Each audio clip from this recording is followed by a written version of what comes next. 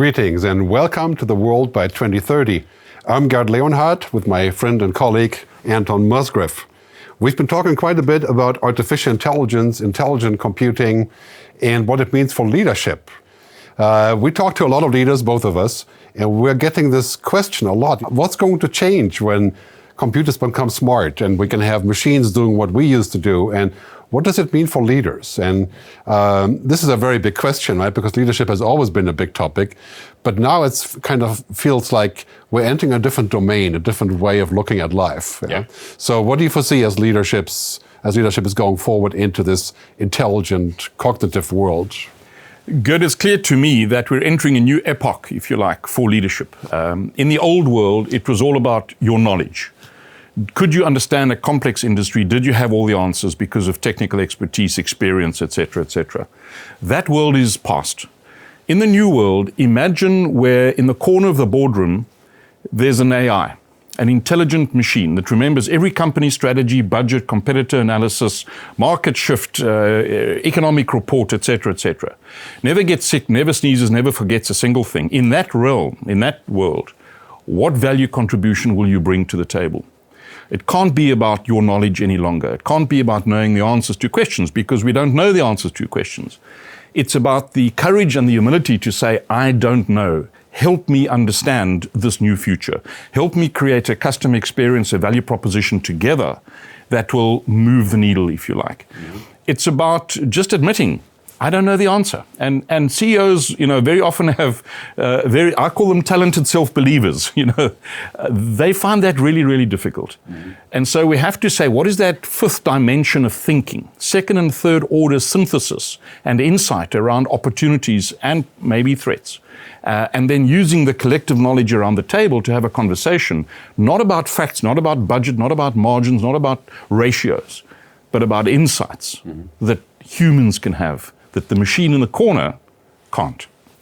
Yeah, leadership has always been quite a bit about imagination and intuition, really. Well, of course, that very much relates to character skills and personality traits. Yep. And some leaders are more imaginative or risk-taking. Richard Branson is different than, other people in the business who are very logic-oriented. And, Jeff Bezos thinks differently than Steve Jobs did or so. So very important, I think, when we look at artificial intelligence, that all of a sudden knowledge is something that machines can have. Absolutely. Well, it's binary knowledge. It's simple knowledge, but nevertheless. So I can ask very complex questions and get answers based on analytics and data and predictions and all of these things, right? That is very much within reach the next few years to be able to look at that. So now I have to go back and say, what is my imagination going to do about this? And what about my intuition, my foresight, my understanding? Because, a machine understanding goes to a certain level on this sort of Maslow pyramid. Mm-hmm. The lower part is really about data, information, and simple knowledge. Yeah. And then it's about deeper knowledge, tacit knowledge, intuition, consciousness, human agency, spirituality, and all these things. And in the end, that's what makes a good leader, to bring all of those two things. And they're not really about logic, about that part of it. They're really about art in a way. Yeah.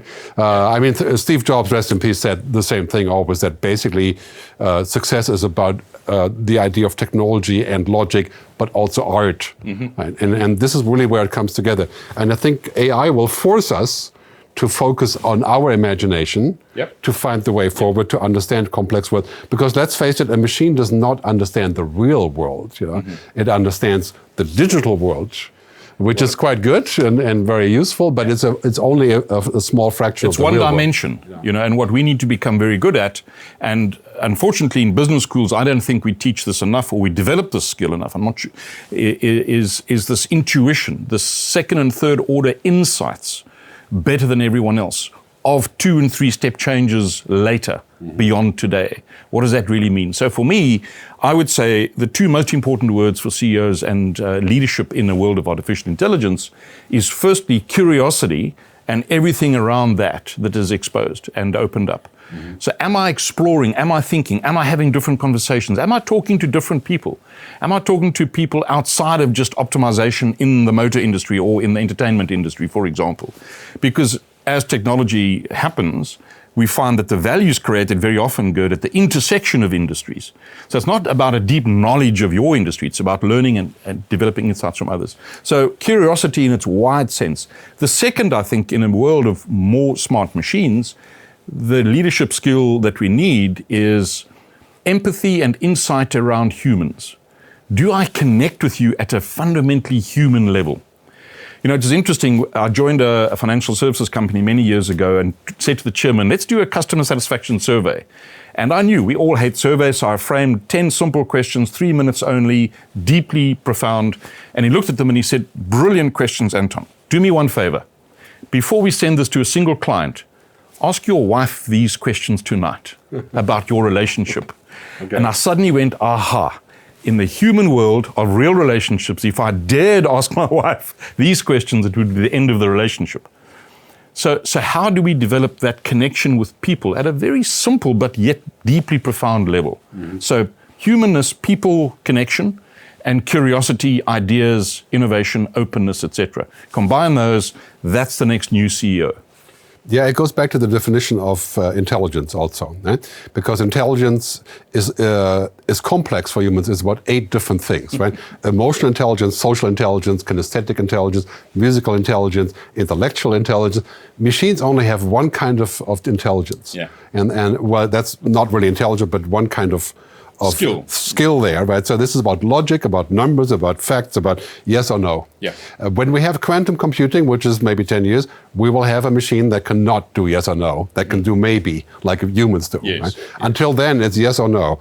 So what the machine is much better at is anything that's about logic and facts and numbers and figures and you know all that machine stuff. Yeah.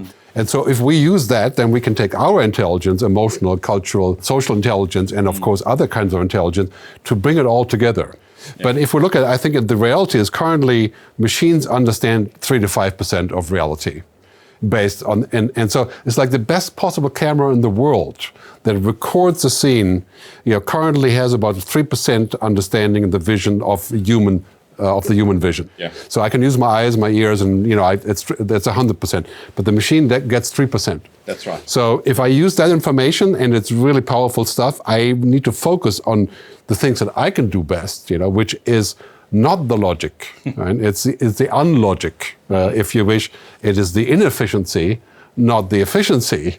And so in the end, I'm going to be a great leader if I can put this all together and I have a solution and I can imagine what it would be like.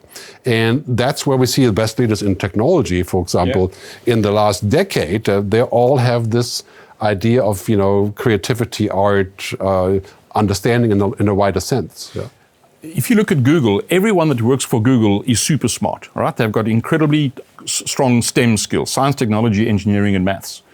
Why do some teams in Google always outperform others? They did the research. The answer is the A, the arts. Mm-hmm. What does that mean? Collaboration, teamwork, trust, safe environment, humanness, empathy. Those teams always outperform the others. But to do that as a CEO, as a leader, is you've got to make yourself vulnerable, because you don't know the answer. Mm-hmm. And in the old world, I think CEOs have not wanted to be vulnerable. It's not easy. It takes real courage to do that. There's no example of a great leader in the world in any domain that was truly, truly courageous without vulnerability of some shape. Mm-hmm. But the bottom line, Gerd, is that at a very practical level, CEOs shape the future by taking decisions. Decisions are that catalyst moment where you apply budget, resources, and you do something. My challenge to CEOs is to say, how do you change the decisions you're taking today for this new, very exciting AI-enabled future? Well, change the decisions. So here are 5 questions.